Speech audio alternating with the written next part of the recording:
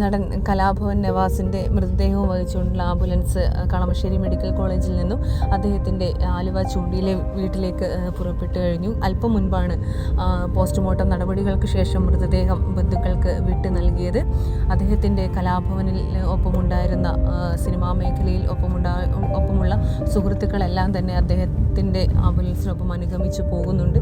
നടൻ കലാഭവൻ ഷാജോൺ, കലാഭവൻ പ്രചോദ്, ഹരിശ്രീ അശോകൻ, നാദൃഷ അടക്കമുള്ളവരെല്ലാം തന്നെ രാവിലെ മുതൽ തന്നെ അദ്ദേഹത്തോട് അടുത്ത് നിൽക്കുന്ന എല്ലാവരും തന്നെ ആശുപത്രിക്ക് പുറത്തുണ്ടായിരുന്നു. അദ്ദേഹത്തിൻ്റെ ഈ ഒരു വിയോഗം, അപ്രതീക്ഷിത വിയോഗം സിനിമാ മേഖലയ്ക്ക് ഒരു തീരാനഷ്ടം തന്നെയാണ്. അദ്ദേഹത്തിന് ഒരുപാട് മുഴുനീള കഥാപാത്രങ്ങളൊന്നും തന്നെ സിനിമയിൽ ലഭിച്ചില്ല എങ്കിൽ പോലും അഭിനയിച്ച കഥാപാത്രങ്ങളെല്ലാം തന്നെ നല്ല കോമഡി റോളുകളൊക്കെ ചെയ്ത് എല്ലാവരെയും എന്നും ചിരിപ്പിക്കുന്ന ഒരു വ്യക്തിയായിരുന്നു. നല്ല ഒരു വ്യക്തിത്വത്തിന് ഉടമയായിരുന്നു എന്നാണ് അദ്ദേഹത്തെ അറിയാവുന്നവരെല്ലാം തന്നെ പറയുന്നത്. അദ്ദേഹത്തിന് ആരോടും ഒരു ശത്രുത ഇല്ലാത്തൊരു വ്യക്തിയാണ്.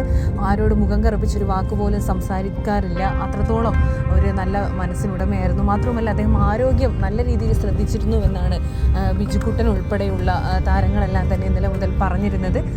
അദ്ദേഹം നല്ല കഠിനാധ്വാനിയായ ഒരു വ്യക്തി കൂടിയായിരുന്നു എന്ന് അൻവർ സാദത്ത് MLA ഉൾപ്പെടെയുള്ളവർ ഇന്നലെ ഓർത്തെടുത്തിരുന്നു. കാരണം അത്രത്തോളം എല്ലാവരോടും ഓഫ് ദി സ്ക്രീനും ഓൺ ദി സ്ക്രീനും എല്ലാം തന്നെ നല്ല രീതിയിൽ ആൾക്കാരോട് പെരുമാറുന്ന ഒരു വ്യക്തിയായിരുന്നു. ഈ അടുത്ത കാലത്താണ് അദ്ദേഹം വീണ്ടും സിനിമയിൽ സജീവമായത്. 2015 വരെ അദ്ദേഹം സിനിമയിൽ കുറച്ച് വേഷങ്ങളൊക്കെ ചെയ്തിരുന്നു. പിന്നീട് അദ്ദേഹം ഒരു ഗ്യാപ്പ് എടുത്തു. അതിനുശേഷം ഇഴ, ഡിറ്റക്റ്റീവ്, ഉജ്ജ്വലൻ തുടങ്ങി നല്ല സിനിമകളിലൂടെ അദ്ദേഹം തിരിച്ചു വന്നിരുന്നു. അങ്ങനെ പ്രകമ്പനം എന്ന സിനിമയിലാണ് അദ്ദേഹം അവസാനമായി അഭിനയിച്ചുകൊണ്ടിരിക്കുന്നത്. പ്രകമ്പനത്തിൻ്റെ ഷൂട്ടിങ്ങുമായി ബന്ധപ്പെട്ടാണ് അദ്ദേഹം ചോറ്റാനിക്കരയിലെ വൃന്ദാവൻ റെസിഡൻസിയിൽ താമസിച്ചു വന്നിരുന്നത്. 25 ദിവസത്തോളം അവിടെ താമസിച്ചിരുന്നു. ഇന്നലെയാണ് സിനിമയുടെ ഷൂട്ടിംഗ് പൂർത്തിയായത്. എല്ലാവരും റൂം വെക്കേറ്റ് ചെയ്തിട്ടും അദ്ദേഹം റൂം വെക്കേറ്റ് ചെയ്യാതെ വന്നപ്പോഴാണ് പോയി നോക്കിയപ്പോഴാണ് അദ്ദേഹം മരിച്ച നിലയിൽ കാണപ്പെട്ടത്. ശാരീരിക അസ്വാസ്ഥ്യമോ ഒന്നും അദ്ദേഹത്തിന് ഉണ്ടായിരുന്നില്ല. ഒരു ആരോഗ്യ പ്രശ്നങ്ങളും അദ്ദേഹത്തിന് ഉണ്ടായിരുന്നില്ല എന്നാണ് സുഹൃത്തുക്കൾ ഉൾപ്പെടെ പറഞ്ഞിരുന്നത്. എന്തായാലും അദ്ദേഹത്തിൻ്റെ വിയോഗം എങ്ങനെയായിരിക്കും ഈ കുടുംബം താങ്ങുക എന്നറിയില്ല. കാരണം അദ്ദേഹം ഷൂട്ടിംഗ് കഴിഞ്ഞ് തിരിച്ചു വരുമെന്ന പ്രതീക്ഷയിലായിരുന്നു ആ കുടുംബം കഴിഞ്ഞിരുന്നത്.